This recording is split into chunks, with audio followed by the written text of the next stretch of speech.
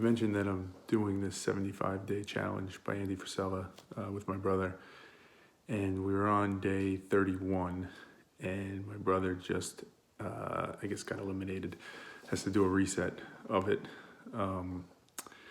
So it was on I wouldn't call it a technicality, but it was on a minor oversight in his calculation of his water intake. He's supposed to drink a gallon of water a day, and for whatever reason, he calculated it off and thought he did. And when he checked his math on it, more or less today, he realized yesterday he didn't actually drink enough water.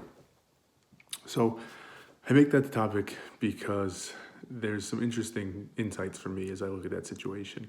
One, I think, as we often do, or maybe try and do less of, but I still do at times. I immediately look at it through my lens and what does it mean to me and for me. And my first thought is, what if that was me in that situation? How would I feel? So it's an interesting little thought exercise into that to see how much I've evolved, how my thinking is, or even just be aware of my thinking.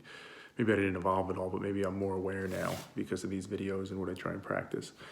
And my first reaction to it was almost like that's unfair.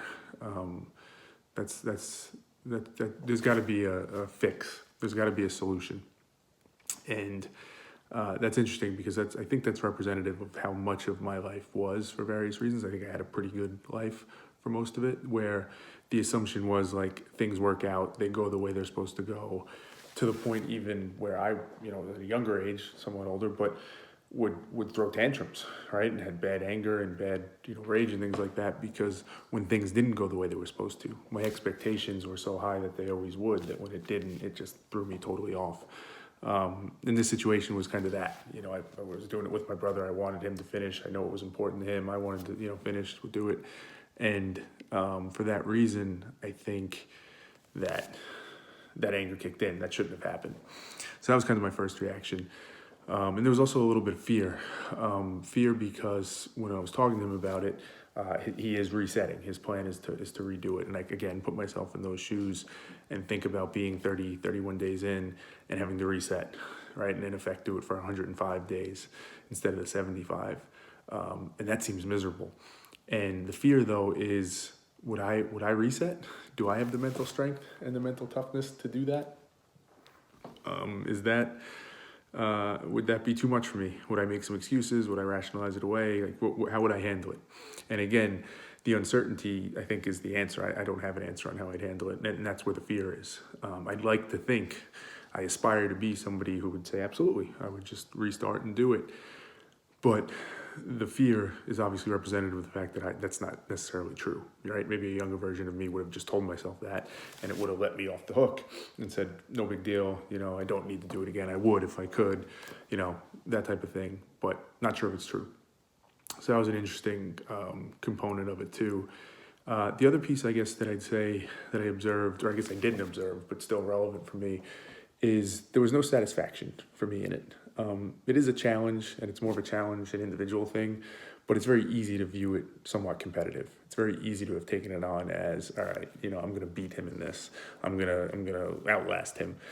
And if I'm being honest with myself, as I think back earlier in my life, I don't know that it would have been the predominant feeling, but it certainly would have been there, I think. I think there would have been some satisfaction that I was, better, or that I made it further, or something like that. And I genuinely say I didn't have that feeling at all. There was no satisfaction in it. And part of that is, I think, because there's no value in it. Satisfied about what, right? What's that going to do? How's that going to help me? It's not going to help him. It's kind of a useless emotion. But also, it's somewhat not invalid, but it's not necessarily real. I could have easily been out at different points, where I almost fell asleep on the couch and forgot to do this, or, thought about breaking on eating a certain food, or, pushing the limits on something like that. So it's also a false pride that comes with it. Then the recognition of that and not responding in kind of that immature way of I'm better. I was proud of that. That made me happy. And lastly, I guess I'll just say, so that's, if you think of our nutrients that we talk about when you take in information, that was kind of more of a third nutrient. How did I digest hearing that news? But from a second nutrient perspective, my reaction to how my brother's handling it, I was pretty impressed. I was pretty impressed in that, I guess I'll start from the back. The reset, the fact that he was so willing to reset it. As I said, I don't know that I would be able to do it. So his willingness, and we'll see, obviously, if he sticks through with it. But I think it's genuine right now that he plans to do it, and that's, kind of matter of fact. Like, all right, I'll fix it and do it again, because it's a goal that he set and he wants to do it. That's impressive. That's impressive. But what makes it more impressive and gives it more credibility to me is when he told me the story. He called me in the afternoon and he said he'd been thinking about it all day, but thinking about it in a way of like a very healthy, rational, logical thought process. I think starting more or less with like, hey, did I mess up? Did I drink enough? Is my math really off?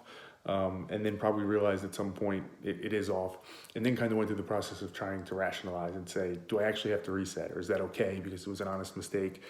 And I say that makes it more impressive because it gives it credibility. When he says he's going to do the reset, and that's what he plans to do, and that's what he's committing to, it has more credibility because he's not just blindly saying it. It's not bravado. It's not, yeah, I'm just going to do it because I'm going to finish this. And obviously he didn't crumble, right? I talked about that already. He's willing to do it. But that reasonable, rational reaction, which is like, I recognize I don't want to have to do this again if I don't have to. So I'm gonna try and identify if I'm okay here, because that's obviously the better outcome. But if it's not, it's a shittier outcome, but it is what it is. So I've gone through the process. I, in earnest, tried to think if there's a way around this, because I'm just being honest that I don't want to have to do it again. But once I realized I did, then it's cut and dry. It's black and white, and you kind of move forward.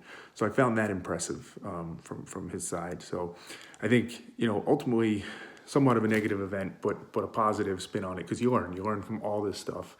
And as I said to him, kind of as we were talking about it, in many ways, I think from his perspective, it's an even better opportunity now because the challenge is that much harder. If he does it, you get more bang for your buck from it. It proves more to yourself about mental toughness. So another positive that I think could come out of it.